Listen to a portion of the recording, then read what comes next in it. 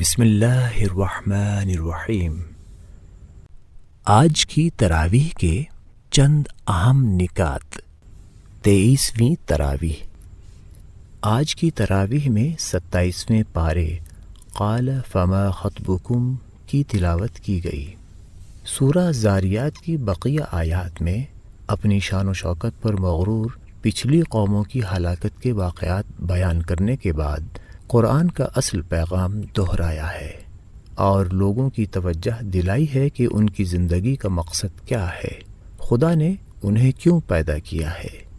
فرمایا، میں نے جنوں اور انسانوں کو صرف اس لیے پیدا کیا ہے کہ وہ میری بندگی کریں، عبادت کریں، نہ میں ان سے یہ چاہتا ہوں کہ وہ رزق کا سامان کریں اور نہ یہ چاہتا ہوں کہ وہ مجھے کھلائیں پلائیں۔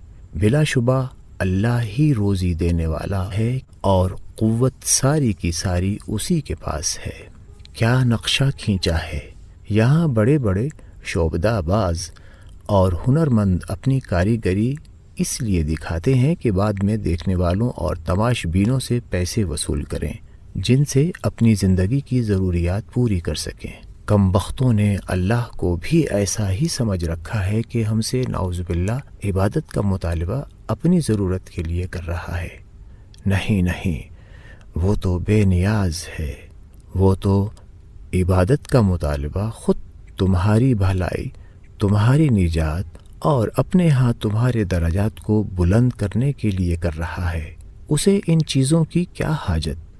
سورہ طور میں عذاب کے پہلو کو زیادہ نمایاں کیا گیا ہے اور واضح طور پر دھمکی دی گئی ہے کہ بے شک تیرے رب کا عذاب ہو کے رہے گا اور کوئی بھی اس کو دفع نہیں کر سکے گا۔ فرمایا کہ رات، زمین، آسمان اور سمندر سب بار بار گواہی دے چکے ہیں کہ جب عذاب آتا ہے تو کوئی ٹالنے والا نہیں ہوتا۔ اس کے بعد محمد صلی اللہ علیہ وسلم اور اہل ایمان کی ہمت افزائی کرتے ہوئے کہا، بس تم یاد دہانی کرتے رہو اپنے رب کے فضل سے، نہ تم کوئی کاہن ہو نہ کوئی دیوانے۔ کیا یہ کہتے ہیں کہ یہ تو بس ایک شاعر ہے جس کے لیے ہم کسی گردش کا انتظار کر رہے ہیں جو اس سے ہمارا پیچھا چھڑا دے؟ ان سے کہہ دو تم بھی انتظار کرو، میں بھی تمہارے ساتھ انتظار کرتا ہوں۔ اب انہیں سمجھانے کا کوئی فائدہ نہیں۔ اگر یہ عذاب کو آسمان سے اترتا دیکھ لیں گے تب بھی یہی کہیں گے یہ تو بادل ہیں جو ابر کرم بن کر ہمارے کھیتوں پر برسنے والے ہیں، حالانکہ وہ انہیں تہس نہس کرنے والے ہوں گے، جیسا کہ سمود کے ساتھ ہوا۔ اب انہیں ان کے حال پر چھوڑ دو یہاں تک کہ یہ اپنے اس دن کو پہنچ جائیں جب مار گرائے جائیں گے۔ اے نبی صلی اللہ علیہ وسلم، اپنے رب کا فیصلہ آنے تک صبر کرو۔ تم ہماری نگاہ میں ہو، تم جب اٹھو تو اپنے رب کی حمد کے ساتھ تسبیح کرو، اور رات میں بھی، سورج کے زوال اور غروب کے وقت بھی۔ سورہ نجم میں شفاعت کے متعلق کافروں کے غلط تصور کی تردید کی گئی ہے۔ اگر شفاعت کا یہ تصور لیا جائے کہ جن ہستیوں سے ہمارا تعلق ہو گیا ہے اب ہم چاہے کچھ بھی کریں وہ خدا کی پکڑ اور عذاب سے ہمیں ضرور چھڑا لیں گے، تو یہ سارا نظام کتابیں اتارنے کا، رسولوں کو بھیجنے کا اور عذاب سے ڈراوے دینے کا سب بیکار ہو جاتا ہے۔ جب ان معبودوں کی خوشامد اور تعلق سے بڑے بڑے مجرم اور گناہ گار بخش دیے جائیں گے اور انہیں کوئی خوف نہیں ہوگا، تو پھر یہ تقویٰ اور نیکی کے چکر میں پڑنے والے کدھر سے عقل مند ٹھہرتے ہیں کہ دنیا کے مزے اور عیاشیوں سے محروم رہے، مصیبتیں اور مشقتیں برداشت کریں اور پھر بھی انہی کے برابر ہو جائیں جنہوں نے اس دنیا میں مزے اڑانے میں کوئی کسر نہیں اٹھا رکھی تھی۔ آسمانوں میں بے شمار فرشتے ہیں جو اللہ کی بڑی متبرک مخلوق ہیں کہ پل بھر کے لیے اس کی تسبیح سے غافل نہیں ہوتے، اس کی نافرمانی کا شائبہ بھی ان میں نہیں ہے، مگر ان کی سفارش بھی کسی کو خدا کی پکڑ سے نہیں بچا سکے گی۔ ہاں، اللہ جس کو چاہے گا اور جس کے لیے چاہے گا اس کو سفارش کی اجازت دے گا۔ پس شفاعت کا سرا اللہ ہی کے ہاتھ میں ہوا، تمہاری مرضی میں نہیں۔ جو لوگ عام طور پر اپنی خیرات اور بعض نیکیوں پر غرور کر کے اپنے کو بڑا متقی اور پاکیزہ سمجھتے ہیں اور اس کی بنا پر حق کی دعوت دینے والوں کو کچھ خاطر میں نہیں لاتے، انہیں متنبہ کیا، وہ تم کو خوب جانتا ہے جبکہ اس نے تم کو زمین سے پیدا کیا اور جبکہ تم اپنی ماؤں کے پیٹوں میں خون کی شکل میں رہے تو اپنے کو پاکیزہ مت ٹھہراؤ۔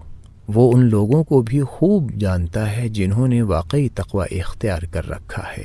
جو لوگ حضرت موسیٰ علیہ السلام، حضرت عیسیٰ علیہ السلام اور حضرت ابراہیم علیہ السلام سے نسل یا نام کے تعلق کی بنا پر غلط فہمی میں مبتلا ہے، انہیں متنبہ کیا کہ ان سے یہ زبانی کلامی تعلق ہمارا بوجھ ہلکا نہیں کر سکتا۔ ان پیغمبروں کے ذریعے بھیجے جانے والے صحیفوں میں پہلے ہی لکھ دیا گیا ہے کہ کوئی بوجھ اٹھانے والا کسی دوسرے کا بوجھ نہیں اٹھا سکے گا، اور انسان کے لیے وہی کچھ ہے جو اس نے کمائی کی ہوگی، اور یہ کہ اس کی کمائی عنقریب ملاحظہ کی جائے گی، پھر اس کو پورا بدلہ دے دیا جائے گا۔ سورۃ القمر میں آگاہ کیا کہ عذاب کی گھڑی سر پر آ گئی ہے اور چاند 2 ٹکڑے ہو گیا ہے، مگر یہ پھر بھی نہیں مانتے۔ یہ کوئی سی بھی نشانی دیکھیں یہی کہیں گے یہ تو جادو ہے۔ حقیقت میں یہ کسی دلیل اور ثبوت کے پیرو نہیں بلکہ اپنی خواہشوں کے غلام ہیں۔ اب یہ تمہاری پکار سننے والے نہیں، ان کا معاملہ پکارنے والے پر چھوڑ دو جو ان کو جہنم کے لیے پکارے گا، اور پھر یہ اپنی قبروں سے اس طرح نکلیں گے جیسے پراگندہ ٹڈیاں برآمد ہوتی ہیں۔ اس صورت میں بار بار اس بات کو دہرایا گیا ہے کہ ہم نے قرآن کو آسان بنا دیا ہے، تو ہے کوئی اس سے نصیحت حاصل کرنے والا؟ سورہ رحمان میں اس بات کو بار بار دہرایا گیا ہے کہ اپنے رب کے کس کس کرشمے کو جھٹلاؤ گے، اور بتایا گیا ہے کہ اللہ تعالیٰ کی رحمانیت ہے کہ اس نے تمہاری تعلیم کے لیے قرآن اتارا۔ جب اللہ نے تم کو بولنے کی صلاحیت دی ہے تو تم بات سمجھ بھی سکتے ہو، اس لیے اس اعلیٰ صلاحیت کا حق یہ ہے کہ اسی صلاحیت کو تمہاری تعلیم کا ذریعہ بنایا جائے، نہ کہ عذاب کے ڈنڈے کو۔ لیکن تمہاری بدبختی ہے کہ تم اس نعمت سے فائدہ اٹھانے کی بجائے تباہی کی نشانی مانگ رہے ہو۔ سورہ واقع میں بتایا کہ تمہیں لازماً ایسے جہاں سے سابقہ پیش آنا ہے جس میں عزت و ذلت کے پیمانے اور معیار ان پیمانوں اور معیاروں سے بالکل مختلف ہوں گے جو اس جہاں میں عام طور سے استعمال ہوتے ہیں۔ وہاں عزت و سرفرازی ایمان اور عمل صالح کی کمائی کی ہوگی۔ ایسے لوگ مقربین اور اصحاب الیمین دائیں ہاتھ والوں کا درجہ پائیں گے۔ جنت کی تمام کامیابیاں اور عیش و آرام انہی کے حصے میں آئیں گے۔ رہے وہ جو اس دنیا ہی کے عیش اور مزوں میں مگن ہیں، وہ اصحاب الشمال ہوں گے، ان کو دوزخ میں ابدی عذاب سے سابقہ پیش آئے گا۔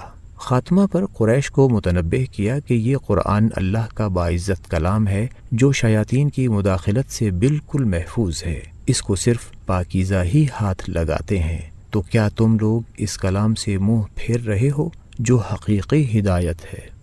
سورۃ الحدید میں مسلمانوں کو خطاب کر کے ان کو سابقون الاولون کی صف میں اپنی جگہ بنانے پر ابھارا ہے، یعنی وہ جو حق پہنچتے ہی سب سے آگے بڑھ کر اسے قبول کرتے ہیں، اور اس کا طریقہ یہ بتایا ہے کہ جس زمانے میں حق مغلوب ہے اور اس کے غالب آنے کا دور دور پتہ نہیں، اسی زمانے میں اپنی جان اور مال اس کے لیے کھپا دو۔ ایسے لوگوں کا مرتبہ ان سے کہیں اونچا ہوگا جو حق کو غالب آتا دیکھ کر اس کے لیے خرچ کریں گے یا جانیں سپرد کریں گے۔ اگرچہ اللہ کا وعدہ دونوں سے اچھا ہے، مگر اللہ کا قرب حاصل کرنے کے لیے دونوں میں بڑا فرق ہے۔ تمام مسلمانوں کو خطاب کر کے کہا، اگر دنیا کی محبت میں پھنس کر تم نے آخرت کی ابدی بادشاہی حاصل کرنے کا حوصلہ کھو دیا تو یہود کی طرح تمہارے دل بھی سخت ہو جائیں گے، اور تمہارا انجام بھی وہی ہوگا جو ان کا ہوا۔ ان لوگوں کے خیال کی تردید کی جو مذہب کے روحانی تصور کے تحت جہاد اور اس کے لیے خرچ کرنے کو دنیا داری سمجھتے تھے اور مسلمانوں کو جہاد کے شوق پر لعن طعن کرتے تھے۔ فرمایا بے شک ہم نے اپنے رسولوں کو واضح دلائل و ہدایات کے ساتھ بھیجا، ان کے ساتھ کتاب اور شریعت اتاری تاکہ لوگ انصاف پر قائم ہو سکیں، اور لوہا بھی اتارا جس میں بڑی قوت بھی ہے اور لوگوں کے لیے دوسرے بہت سے فائدے بھی ہیں، اور اس سے اللہ نے یہ بھی چاہا ہے کہ وہ ان لوگوں کو نمایاں کر دے جو اللہ اور اس کے رسولوں کی مدد کرتے ہیں، یعنی لوہے کی طاقت سے ان کے دین کو قائم کرتے ہیں، حالانکہ اللہ اور رسول غیب میں ہے۔ بے شک اللہ بڑا ہی زور آور اور غالب ہے۔ حضرت عیسیٰ علیہ السلام اور ان کی امت کا ذکر کرتے ہوئے فرمایا، حضرت عیسیٰ علیہ السلام بن مریم اور ان لوگوں کے دلوں میں جنہوں نے اللہ کی پیروی کی اور رحمت رکھی اور رہبانیت انہوں نے خود ایجاد کر لی، ہم نے تو ان پر صرف اللہ کی خوشنودی کی طلب فرض کی تھی، تو انہوں نے اس کے حدود جیسا کہ ملحوظ رکھنے چاہیے تھے نہیں رکھے۔ اللہ تعالی ہم سب کو قرآن پڑھنے، اس کو سمجھنے اور اس پر عمل کرنے کی توفیق عطا فرمائے، آمین۔